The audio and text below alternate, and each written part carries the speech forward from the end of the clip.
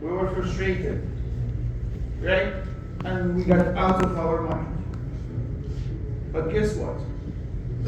I really want you to put that behind you. The reason it's for you, not for anyone else.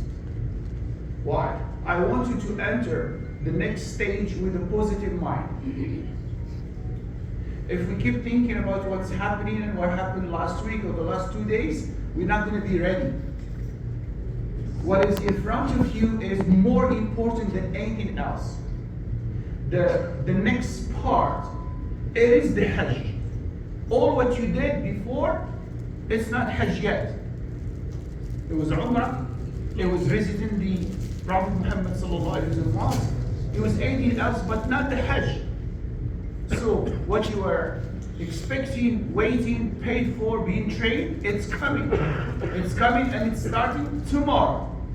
So what I'm going to do, I'm going to put everything behind me. And I'm going to start tomorrow with a fresh mind. I'm not going to think about it. Even if the shaitan is telling me something, I'm going to say, A'udhu billahi min shaitanir rajim. A'udhu billahi min shaitanir rajim.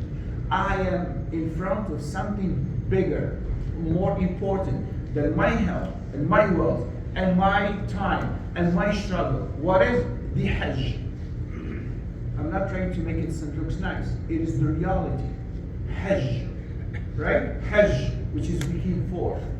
Rasulullah sallallahu alaihi wasallam, he said to us, Al-Hajj al-Mabrur, the Hajj which will be accepted, لَيْسَ لَهُ جَزَاءٌ إِلَّا الْجَنَّةِ, doesn't have any reward but Jannah.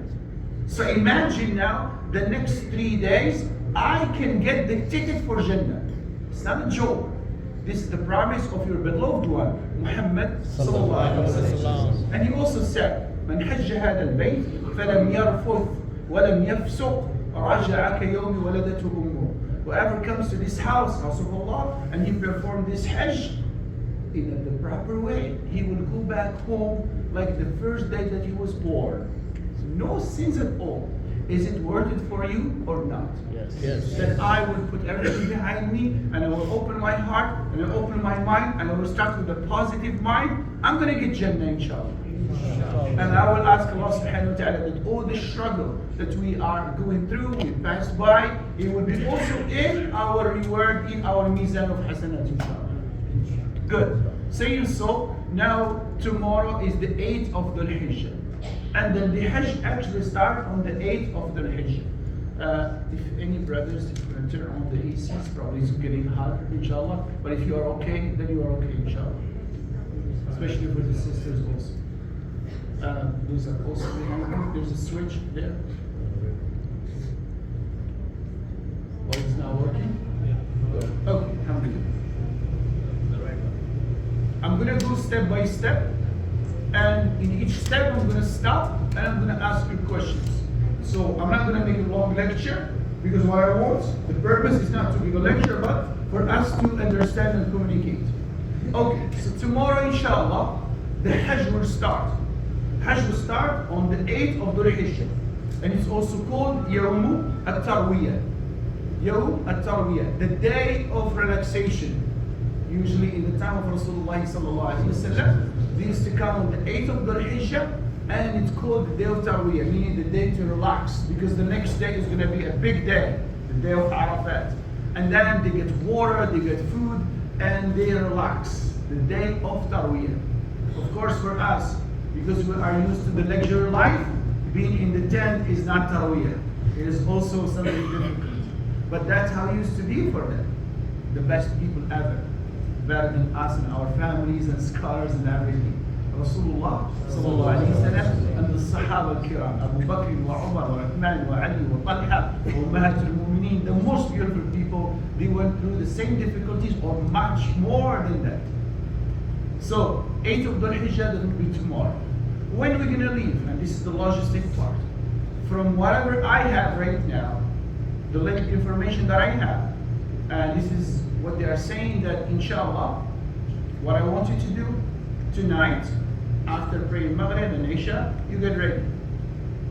Put your luggages, clean everything, and you're going to take with you, you're going to prepare with you a small luggage. You need only the necessities. For the men, you're going to be on the ihram. Or on Friday, Saturday, Sunday, and maybe also on Monday, depends. For the sisters, they don't have nothing to worry about. You're going to be on the same clothing that you have, inshallah. So you need to take with you what you need for changing. Fine? So most of the time, we will be probably leaving early morning tomorrow. Yes, inshallah. So we supposed to arrive to Mina before Dhuhr time. If we arrive after, that's okay. No problem. But we're supposed to arrive there probably by Dhuhr time. The good part about it that from here to Mina, it's a very short distance. It's only a few kilometers. So the buses will be here. They will call us. We will go on the buses, right?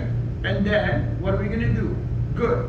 Tomorrow is the 8th of Dhul Hijjah. Tomorrow we're gonna start our ihram. Fine? You following me? Everybody? So tomorrow we're gonna start our ihram. How I'm gonna do it again? The same way we did it in Medina. I'm gonna put my ihram, right? Before that, what we did. You remember? Take a shower, refresh yourself and all that, subhanAllah. And if it is time to do 2 rak'ahs, I'm gonna do it. Why? You're gonna say, how is that? If it's not appropriate time to do the 2 rak'ahs, if it's not time for nafil or sunnah, then I'm not gonna do it. Right? So what I'm gonna say, make it even easier. Tomorrow, after Fajr prayer, I'm gonna start putting my ihram. Putting your ihram, it doesn't mean that you are in ihram yet. You know that. Once you put these 2 pieces of towel, it doesn't mean that you are in ihram.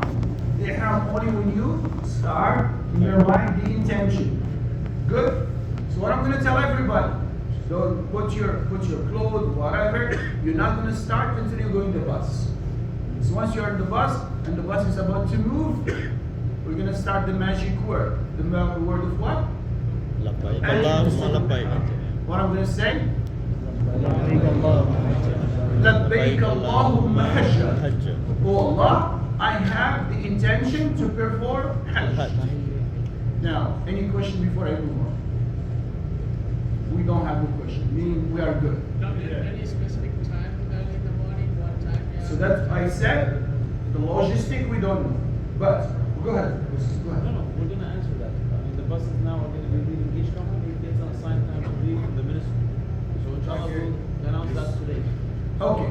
It's going to be like Imam. Come closer. Before Salat Zuhr. before Salat al-Dhuhr, we're going to be there. So be ready by tonight, inshallah, we'll be ready. Okay. I think, just to continue what he said, there is a meeting around 4:30 p.m. That's the time that the ministry will assign for every group what time the buses will be there. This is just what I have as an update. So what the brother said, could come. So the ministry, from what we're hearing, is going to announce for each tour group a certain time where their buses are allowed to depart. So again, for our purposes, there's no need to stress or worry about this, inshallah, because again, what we're taking to Mina is not much. In Ihram, it's going to be very easy. It's just Ihram we're going to have to wear and the little amount of stuff we're going to be taking with us. So it should be easy, inshallah.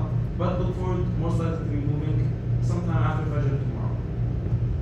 Okay. And we're going to announce in the chat more details regarding the specific timing and the specific detail logistics. Yeah. Sister Noor visited the Mina camps, so she came back. She's getting some rest right now. She's here in the hotel with us.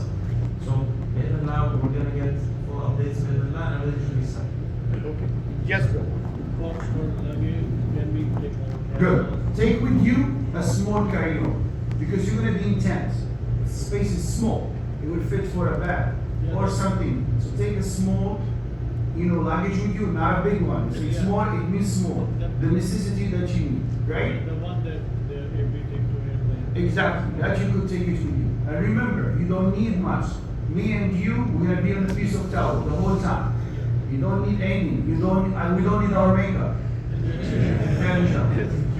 Yes, brother.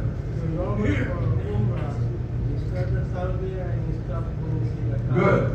So Yeah, I'm going to that point by point. So we're to the point that I am putting my ihram, right? I am, okay, before ihram, by the way, if you need to cut your nails, do it, because your nails will stay for 3-4 days, right? If you need to shave any part of your body or fix your beard, fix your whatever, do it. Use shampoo, use the soap, use whatever you want, and that's all before you enter the state of ihram. Right, brother, go ahead.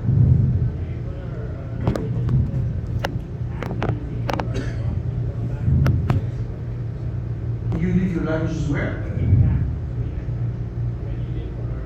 You mean all your luggages? Yes, the carry-on, I said you're gonna take it with you to Mina. Little bag if you want, you could take it with you to Arafat that you could carry with you. Something which is very similar. And I think the Arashi is providing you with a bag, which is probably already some videos about that. But to make it simple, yes, you could take a little thing with you, inshallah. Yes. Do we need to take another ihram for the men? Extra? No, you could use the same one, but if you think it's dirty, then you could buy another one. But the same one you could use it because you are with it only for one day. Yes. And the luggage that we brought with us, can we keep it here in the motel until we finish? You keep everything in the hotel. Everything stays in the hotel because you're gonna come back to the hotel. Oh. That's number one. Number two, which is the good news, you have access to the hotel during this period of time. So we're in Mina, but if you want to come to the hotel, you could come. You're gonna take a cab, bring you to the hotel here. You go to your room. You could relax. You could take a shower. The only thing you cannot put your regular clothes, right? That's it. Yes. Oh. Anyone ask more than a question, I'm gonna charge you. Yes. Okay, that's I cannot answer. It's your individual decision because one of the brothers he just said, and I don't know how that happened, that his wife lost some money. We're gonna go, probably the brother will take you downstairs to the brother in charge, and then you have definitely to talk to them and complain about that, and we'll take it from there and see what we can do. Yes. So carrier we are taking to Mina. Yes. And we keep it to Mina close to our bed. Yes, that's what you're supposed to do. You're not gonna put it close to my bed, it's close to yours. Yes. At best, that's good enough. Right? Yes, Because good we enough. have to follow things. Look, brother, everyone has his own style, right? For me, it could be like this, like this. Somebody doesn't need anything, you just go like that. Okay, so we are now talking about what?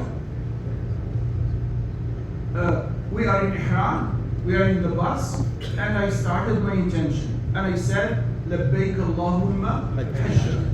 And don't forget the word that I added before, right? Mahalli haythu habastani. Meaning, oh Allah, wherever you stopped me, that's where I'm going to stop. Or whatever my location is going to stop. Reason. If God forbid anything happened to anyone, medical issue, he couldn't continue, then the Hajj will break, but he doesn't have to do it next year. Because if you don't do this called shock condition, it will be a must on you that you do have to come for Hajj next year. So just make sure, this very simple sentence, Mahalli haythu habastani. Now the bus is moving, we get to Mina. Everyone will be assigned his own bed. So we're in the tents are big, mashallah, we're probably, I don't know, 30 people, but in a different ways, inshallah.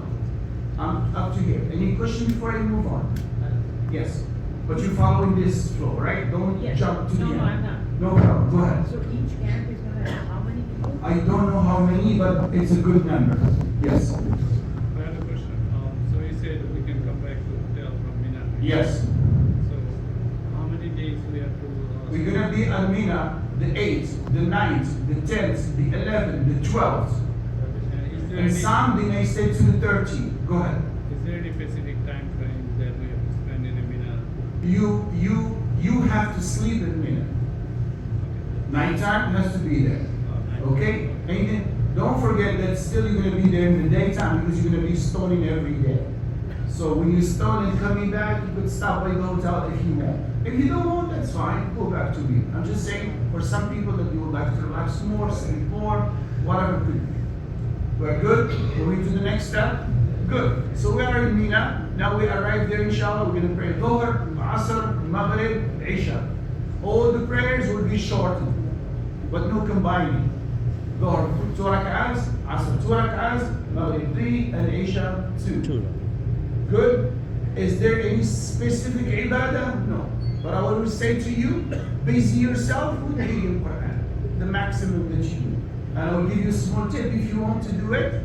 Try to finish one Quran during these 5 days.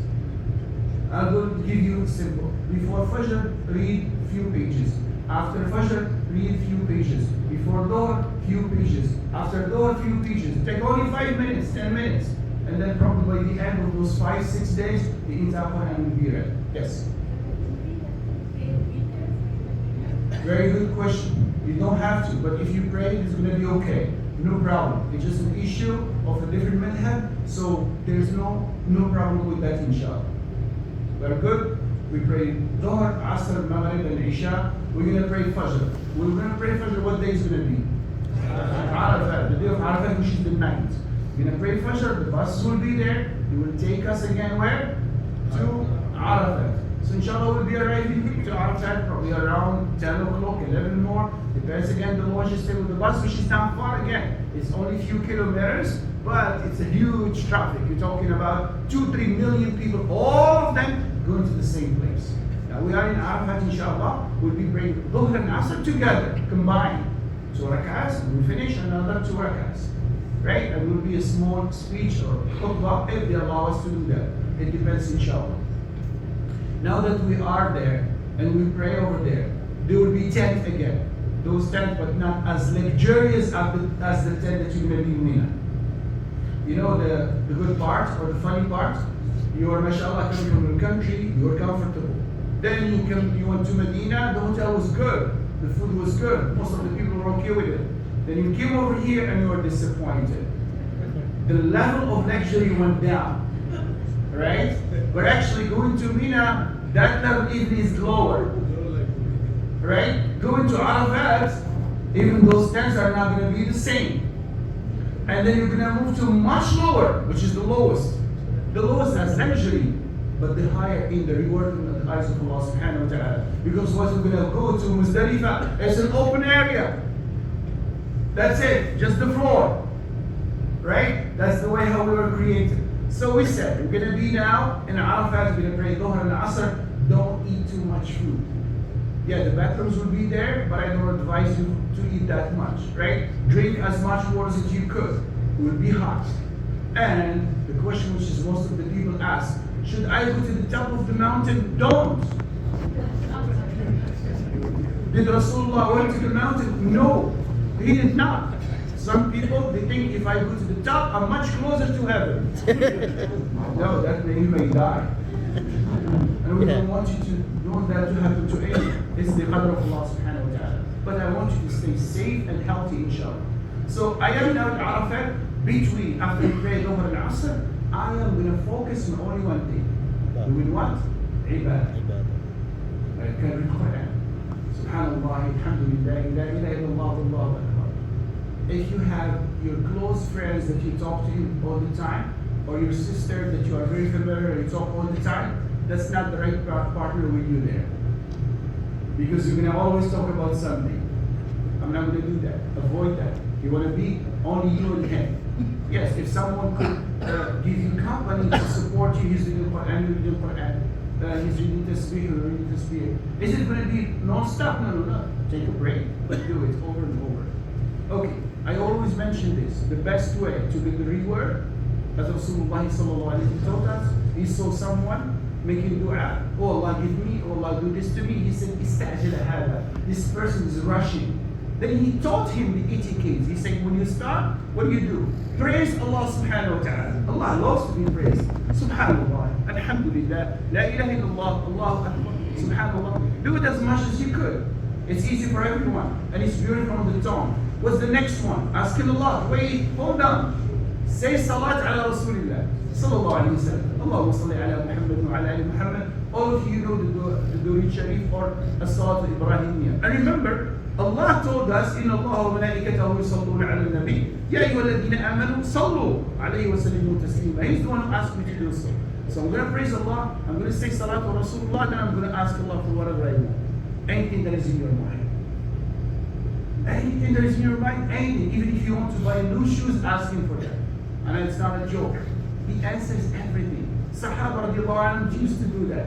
If you have any concern, any fear, any trouble about the future, about your kids, about your family, about your status, anything, about your sickness, about your illness, that's the time to ask him. Ask him. And if you feel crying, cry as much as you could. Guess what? It says that the day of maghfirah. Allah subhanahu wa ta'ala, He comes closer, بِجَلَالِهِ وَكَمَالِهِ, and He comes closer and He looks at us. He looks at the people of Arafat and He talks to His angels, and He is so happy with us that He said to His angels, look at my servants. They are all here waiting for what? They are saying they are waiting for you to forgive them. And He will say to them, indeed, all of you, my angels, you are witnesses that I forgive all of them. Go back, all forgive. So may Allah subhanahu wa ta'ala make that happen. So I am saying now, I praise Allah subhanahu wa ta'ala. I say salatu Rasulullah sallallahu alayhi wa sallam. I make dua for myself, my family. Don't forget anybody, you have enough time. And one of the things I mentioned yesterday, I'm going to repeat again, please forgive everybody. The key for you to achieve forgiveness is to forgive, right? Even those people that you don't want to forgive them, please forgive them. It's not for them, it's for you. Allah subhanahu wa ta'ala, He's so merciful. He loves to forgive. Allah subhanahu wa ta'ala loves to forgive. So why don't you do the same? I have an issue with that sister, she did whatever to me, but today I'm going to forgive her. I had an issue with that brother, I cannot forgive him, but today I'm going to forgive him because I need to forgive him. I need to clean my heart completely. That heart has to be completely clean so it will receive the rahmah of Allah subhanahu wa ta'ala. It says in a word, at-takhliya wa tahliya. What does it mean? If I enter to a new house, I'm supposed to clean it before I put new furniture. Right? Or you just buy new furniture and you put it on the dirt and the garbage. That's the same for the heart. It has to be completely clean for any kind of dirt, of hatred or whatever thinking about it, so it could clean that. So please. And another thing, if you have an issue with someone probably closer to you, and you're going to see him, and you're not able to forgive him, it's time for you to forgive him. And I would also tell, buy him a little gift. And you go back home, give him that gift. It will be a surprise for him. Oh, this guy, I thought that he didn't forgive me, but he gave me something. Probably that will change the relation between you and that person, inshallah. Okay, so we're going to be staying in Arafat the whole time. This all what we do is all do. Do I have to learn specific hadith, specific dua in those little books? You don't have to learn. Ask him with the language that you know. You speak Arabic, French, English, Bangla, Urdu, Hindi, whatever language. Do you think Allah doesn't understand? He does. Ask him with that, the language that you are comfortable with, the language that will make you emotional, the language that you are able to ask him more and more and more. Do it. If you know some of the dua, do it inshallah. But I would say, ask him with the dua that you understand, so you will feel the sweetness of that dua inshallah. Any question before I go to the next slide? Good. So we're going to be there until, yes, sorry. So, Dhuhr and Asr we pray with Jama or individual? Very good. Dhuhr and Asr together. Jama and Qasr. Jama with Qasr. Exactly. So we'll be there together. We pray Dhuhr, finish. Assalamu alaikum, stand again, pray Asr, we're done. So the whole time now, it's only for dua. Go ahead. We have some also small dua books. They can help you, inshallah. But of course, prioritize your own du'as. Yes. That you have that. Say it again. How do we listen from Masjid al-Imran? You don't have to. Remember, now your concern is to get that ticket from Allah subhanahu wa ta'ala. We're supposed to be there with your local person that he may be giving khutbah. If it doesn't happen, that's okay. Our concern now is nothing but only to talk to Allah subhanahu wa ta'ala. You look at me, that I am the weakest person. I am in need of him. I am faqir and he is ghani.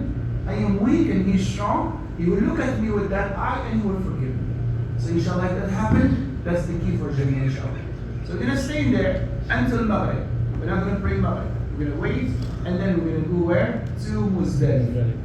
From Arafah to Muzdalifah, again, it's not a long trip, but we're gonna take the buses. We're gonna stay together because we'll have our own area where we're supposed to be. We're gonna arrive to Muzdalifah. I don't know how long it will take, 1 hour, 2, depends on the crowd because everybody is moving to Muzdalifah. Once we get to Muzdalifah, we're gonna offer Maghrib and Isha together, Jam'an wa Qasra. Jam'an wa Qasra. And we're gonna do after nothing much. Dhikr of Allah subhanahu wa ta'ala again. Remember Allah subhanahu wa ta'ala. Do I have to do tahajjud? No, there's no tahajjud. Rasulullah did it, no Rasulullah did it. Sahaba did it, no Sahaba did it. Tabi'i did it, no A'imma did it. So don't be superhero that you want to do more. You cannot do more than the Prophet sallallahu alaihi wasallam. And even if you think I can do better, you cannot do better. If he does a little bit, the little bit is the best. If he does a lot, the lot is the best. So always stick with him. وَإِن تُطِيعُوهُ تَهْتَدُوا. If you follow him, you will be guided inshallah.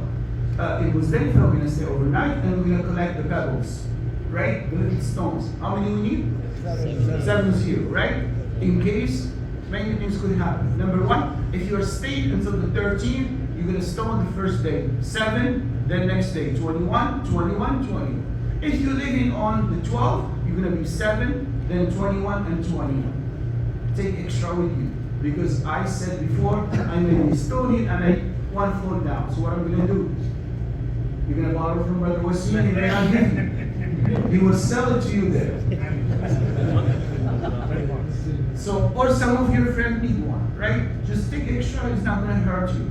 Somebody asks me, like, do I have to buy it? No, no, no, it's on the ground.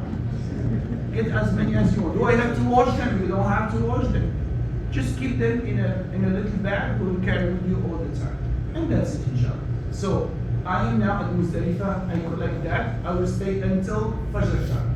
I will offer Fajr prayer, and I will be going back to where? Mina. The buses will take us, because some people say, should I go for Stony? If you want to go for Stony, you cannot, because you're going to be with your group. So you're going to go all the way back here to Mina, there to Mina, to your tent, inshallah. Once you're right there, take it easy, relax. It was a long day on Arafat, it was a long night in Muzdalifah. Take a break, refresh yourself, and then go to what? Stoning, to the Jamara. You will be stoning only in one station, right? And Jamatul Kubra. How I'm going to know? Don't worry, you're not going to miss it, because everybody will be going to the same place. And we're going to be going in groups, or individuals, that's fine. We're going to go there, and we're going to stone the shaitan. How many? 7. Right? Say Allahu Akbar, Bismillah, and then stone the shaitan. Remember, there's no shaitan there. Because sometimes you get angry, and you're hitting him hard, even with your shoes. Right? No, you are doing what Ibrahim alayhi salam did. Ibrahim did this sunnah, subhanAllah, and Rasulullah sallallahu alayhi wa sallam followed the same sunnah of Ibrahim alayhi salam. So we're going to be stoning the shaitan, and we're going to go back where? To our Mina. Some people, they may have the chance to do what? Continue to Mecca. I don't know, everyone will have his own plan. But I'm just telling you what we're supposed to do now. We stone the shaitan, we're going to go back to Mina. And what I'm going to do next? Cut the hair. Because a lot of people keep asking the same question. What about the animal? What about the animal? If you already paid for the heavy, that's not your job anymore. You paid them yesterday, the day before, a month ago. So you're assuming that these people, they start the slaughtering of the animals from after like 7 o'clock or something. So you probably, by coming back from the stoning, it may be 12, it may be 1, it may be more. So I am assuming that the animal is already being slaughtered. So far, what I did, I stoned the shaitan, I'm gonna cut my hair, shave my head. Right? I don't know how much you're gonna shave now. Me too, don't worry. Okay, so I'm gonna shave my head. For the sister, you're gonna shave. Don't shave any of the sisters. That's not right. That's not allowed by the way. So you're gonna shave your head. Should I just cut it a little bit? Rasulullah sallallahu alaihi wasallam was asked this question because he said, "Rahimallahu al-muhaddiqin." May Allah have mercy on those who shave. So another Sahabi, he said, "Wal-muqassirin ya Rasulullah," those who were trained. So Rasulullah repeated, "Rahimallahu al-muhaddiqin." May Allah have mercy on those who shave. So that Sahabi said again the third time, وَالْمُقَصِّرِينَ يَا رَسُولُ اللَّهِ. He said, رَحِمَ اللَّهُ الْمُحَلِّقِينَ. And then, وَالْمُقَصِّرِينَ يَا رَسُولُ اللَّهِ. He said, وَالْمُقَصِّرِينَ. So 3 times rahmah, one person will shake. His brother doesn't want to do it. I know. You just didn't try it. Yeah, I did. But you're gonna look so beautiful in the eyes of Allah subhanahu wa ta'ala. Let's go. So we already now stone the shaitan, cut the hair, animal is already being slaughtered, regardless, right? I am now partially out of ihram. What I mean, I can now take a shower with the shampoo, with the soap. I can just put my clothes right now. Fine, no problem. So once I'm done with that, I'm gonna relax. Whoever is able could now go to where? Mecca. I'm gonna do the tawafu al-ifada. We all learn how to do tawaf. So now we're gonna go over that again. 7 rounds, 2 rakahs behind Maqam Ibrahim, drinking from the water of Zamzam, rule between Safa and Marwa. You're done with your Hajj. The Hajj is done, almost done. 90% is done. Yes. For that tawaf, ifada, so will the tawaf as a group and then a Rajul provide transportation, or is it individual? I don't think that these logistic things, we're going to be talking about it there. But mostly we will not be able to go all together. Because the way how everybody is going to be there. So you see now when you go, it's super crowded. This is not like today or like yesterday. It's the whole Hujjaj, the 2-3 millions are going to be the same there. Man and woman. Somebody smart like you is going to say, you know what, I will do it the next day. Is that possible? Yes. Should I do that? No problem. Is it less rewardable? No, not less rewardable. You could wait until the next day you do it. Remember, you already took off your ihram partially, right? And for the system the same. So if you want to wait for the next day so things will be less crowded, no problem with that. Yes. Wa alaikum salam.